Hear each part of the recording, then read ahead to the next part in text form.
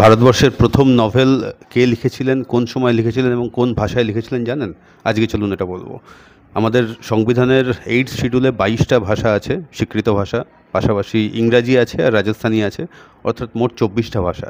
এই 24টা ভাষায় প্রথম নভেল কবে লেখা হয়েছিল? ইন্ডিয়ান লিটারেচারের সূচনা কবে? লিখেছিলেন আর কেউ নয়, আমাদেরই সাহিত্য সম্রাট বঙ্কিমচন্দ্র চট্টোপাধ্যায়। প্রথম ভারতীয় নভেল তিনি লেখেন। কোন ভাষায় লেখেন? ভাষাটা হচ্ছে ইংরাজি। ভারতের প্রথম নভেল ইংরাজি ভাষায় লেখা হয়েছিল, লিখেছিলেন বঙ্কিমচন্দ্র চট্টোপাধ্যায়। এবং নভেলের নাম ছিল হচ্ছে রাজমোহনস ওয়াইফ। রাজমোহনস ওয়াইফ বইটা আমি আপনাকে দেখাতে পারলাম না, কারণ বইটা আমার কাছে নেই এই মুহূর্তে। পরে একটা সময় দেখিয়ে দেওয়া যাবে। কিন্তু এই বইটা পেঙ্গুইন ব্ল্যাক ক্লাসিক থেকে পাবলিশ করা হয়েছিল, বা বর্তমানে এই পাবলিকেশন থেকে অ্যাভেলেবেল আছে। কোন পেঙ্গুইন ব্ল্যাক ক্লাসিক? যারা রোমিও জুলিয়েটের মতন বই ছাপায়। বাই দ্য ওয়ে, জুলিয়েটের যে ইলাস্ট্রেশনটা ওরা করেছে দারুণ। ডিকেন্সের গ্রেট এক্সপেকটেশন, পুরো আপনি ইংরাজি সাহিত্য যাই পড়তে চান পেঙ্গুইন ব্ল্যাক ক্লাসিক্সে অ্যাভেলেবেল আছে।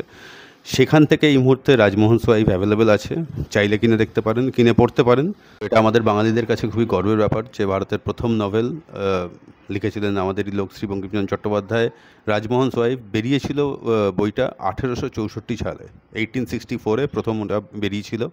তো এই ছিল আমাদের ছোট্ট অবদান ভারতের সাহিত্যের ক্ষেত্রে। বঙ্কিমচন্দ্র চট্টোপাধ্যায় সম্বন্ধে আরও বিশদে জানতে চাইলে গতকালই আমাদের ইউটিউব চ্যানেল বৈপ্লবিক থেকে একটা ভিডিও আমি আপলোড করেছি।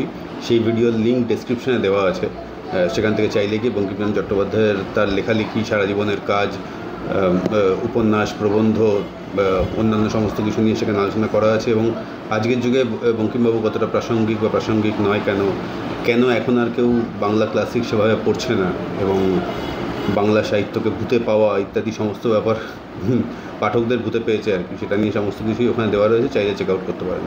Bye bye.